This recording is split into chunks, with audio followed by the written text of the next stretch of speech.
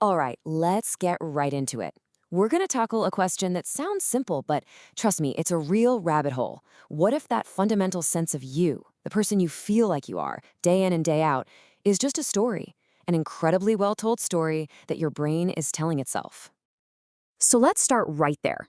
I'm asking you directly, who are you? I mean, really think about it for a second. How do you even begin to answer a question like that? You probably thought of your name, right? It's the first thing we reach for. But a name is just a label, a tag. It's not the actual thing.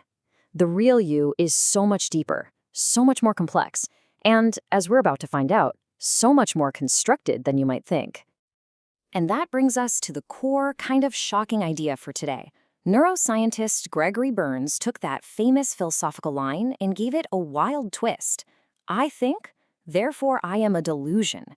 He's suggesting that the very process of being self-aware is part of a grand illusion.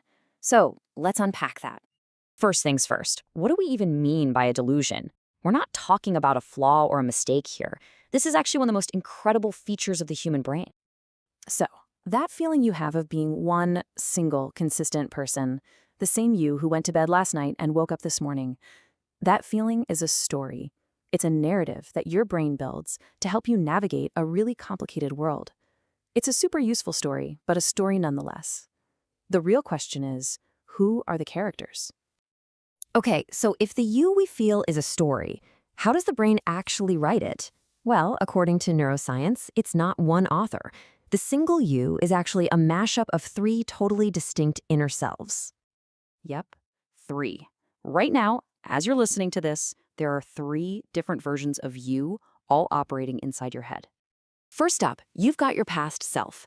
Now, this is not a perfect recording of your life. It's more like a movie trailer or a highlight reel. Your brain picks and chooses moments, edits them, and pieces them together. Then there's the present self. That's the you experiencing this very second. But this you, it's incredibly brief. It only lasts for about 2 seconds before, poof, it becomes a memory and gets filed away with the past self. And finally, there's your future self. This is your brain acting like a fortune teller, constantly making predictions and educated guesses about what's going to happen next, all based on that highlight reel from the past. And here's the absolute genius of the brain. It takes these three totally different things, the edited past, the disappearing present, and the predicted future, and it weaves them together so seamlessly that all you experience is one smooth, continuous you. It's an amazing trick. But how does the editor pull it off? This brings us into the editing room. You've got to think of your brain as more than just a computer. It's a master storyteller, and it is editing your life's movie 24/7. This quote is key.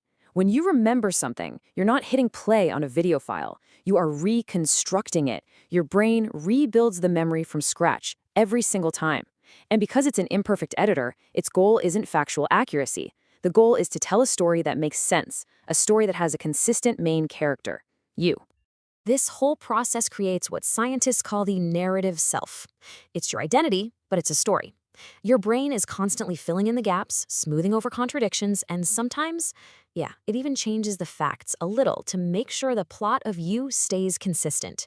We are literally rewriting who we are in real time, all the time. So, if our memories are that editable, just how flexible is our sense of self right now in this moment? Can your brain be tricked about something as basic as what's part of your own body? Oh yeah, absolutely. Take the classic rubber hand illusion. It goes like this. Your real hand is hidden from sight, and you see a fake rubber hand in its place.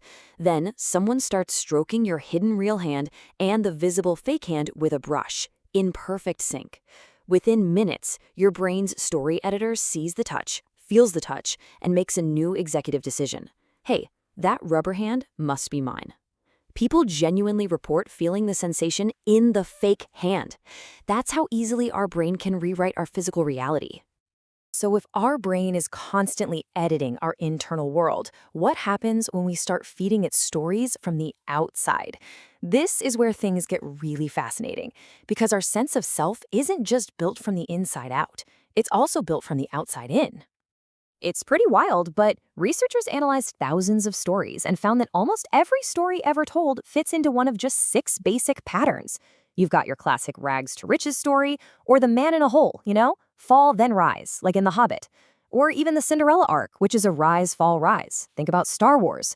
Our brains seem to be hardwired to look for these patterns, not just in fiction, but in our own lives. And this isn't just a metaphor. When you get lost in a good story, it's not just a passive activity. It is a direct intervention that can physically change your brain.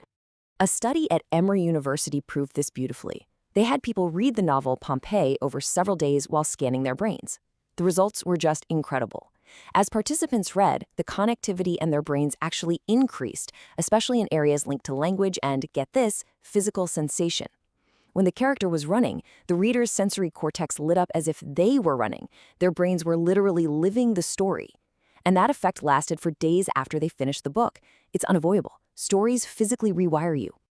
Okay, so this all leads to a really powerful and, I think, liberating idea. If your sense of self is a story, and stories can physically change your brain, what does that mean for you and me? It means you've got agency. You're not a fixed, static thing. You are an ongoing story. And guess what? You're one of the editors. You can consciously choose to change the narrative. Here's a super practical way to do it. Just look at this tiny change in language. When you say, I am anxious, you're making a temporary feeling your entire identity. The story is, I'm an anxious person. But what happens if you just switch the verb? I feel anxious. Suddenly, you've created space. You're not the anxiety, you're the one observing the feeling of anxiety. It's not your identity anymore. It's just some weather passing through. And this goes for what you let in, too. Think about it. The books you read, the shows you watch, the people you talk to, that's all raw material for your brain's story editor. You are the curator of your own mind.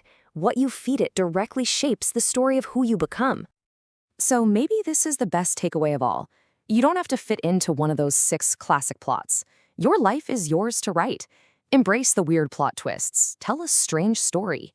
Tell your story. And that's where we'll leave it. The story of your past is an edited memory. The story of your future is just a prediction. The only part you're actively writing is right now. The page is blank. The story of you isn't over.